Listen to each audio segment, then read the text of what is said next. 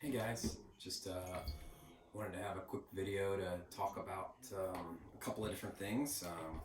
So my topic for today was three traits that I think are most important to have for any soccer player. And I'm going to kind of talk briefly about how I think these traits are applicable to our youth player, how they're translatable to our college level player, and then also how they're translatable to how we are as adults, how we can use it into our work environment, families, our networks, our connections. So, what do you think those three traits are? So, when I go out to look at players and I say, well, what am I looking for in a player? A lot of coaches think in terms of maybe functional abilities, technical abilities based on positional play, but mine are really general, and they come back to the same three topics. Those three traits are: I want the player to be courageous, I want the player to be cooperative, and I want the player to be responsible. Those are the three traits that I'm looking for our players as youth. Again, as they transition into high school, transition into college, and then into adults in their work environment. So, what do I mean when I say I want the courageous, cooperative, responsible soccer player? So, the first one for courageous, what does that mean? It means that they're willing to put themselves in uncomfortable positions to expand their skill set, to expand their knowledge, to get better in different areas where they may either perceive themselves or others may perceive them as weaker in that particular area. Well, they've got to be courageous and brave enough to be, well, I'm going to try this regardless of whether I succeed or fail, and I'm going to use this as an opportunity to expand my skill set. So, how can we discourage this behavior, right? Or how can we encourage this behavior in as it relates to being a courageous player?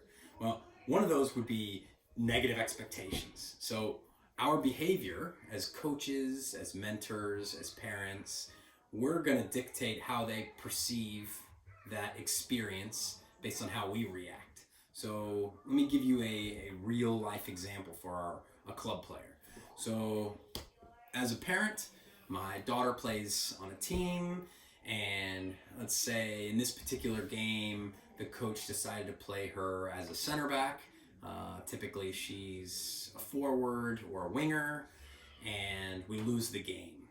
So afterwards, when we get in the car and she gets in the car with me, here's my opportunity to frame that mindset because she's already upset about how the game went. So am I gonna divert blame? Be like, the coach doesn't know what they were doing. They put you in a different position. They didn't know. That's not your good position. I don't know why you were playing there. Or am I gonna say, wow, how awesome was that? I'm so proud that you tried a new position. You did something completely outside your normal realm, and that was an awesome experience, right? How did that feel to learn something new? Like, what did you take away from that, right? So now we've already kind of reframed that mindset of like, the outcome is irrelevant, right? It's about the process-based learning environment they were in. So, hey, I learned how to. I probably improved my individual defending. You can kind of gauge the awareness of the player in that moment. But what we want to do is accentuate and perpetuate that courageousness, that bravery that it took to be in an uncomfortable position, right? So that's the first one. Second one, cooperative, right? So we need players that I can communicate with, or that coaches can communicate with. That can communicate with their teammates, their coaching staff. The referees, their opponents. Like, are they cooperative, right? Can you work with them? I think that's one of those traits that you'll see that I see now as a director of coaching, that I look at that with my coaching staff. Like, are they cooperative? Do they do what we're trying to do? Do they understand the culture we're trying to build? Are they buying in? Are they contributing?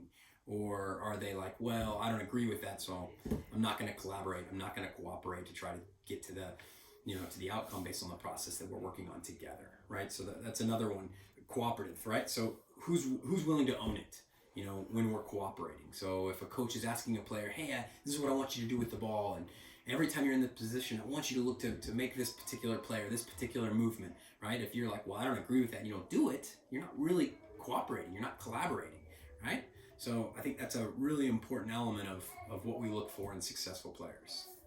All right, and the last one, briefly, responsible.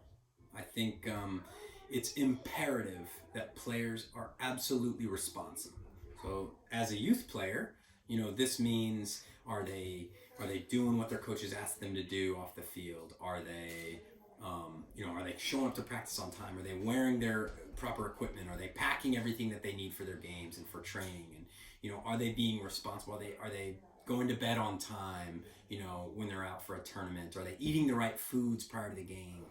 All those things. It's ultimately you are the one that makes those decisions. You are the one that's responsible for those things. So those are the traits that I think summarize what I'm going to look for in players. That I think will be the most successful, regardless of what their specific functional, positional skill set may be. Those three traits are the ones that will make them totally successful as a player. Those traits will then translate over to being a successful player at a high level. It will help them as they move on to be coaches. That's what I'm looking for in coaches. Again, as in the work environment with your families. Those are three traits that I think you can continue to encourage in your children, and those are the ones we're looking for. So that's my little tidbit for today. Appreciate you guys watching us. Keep tuned in for more. Thanks.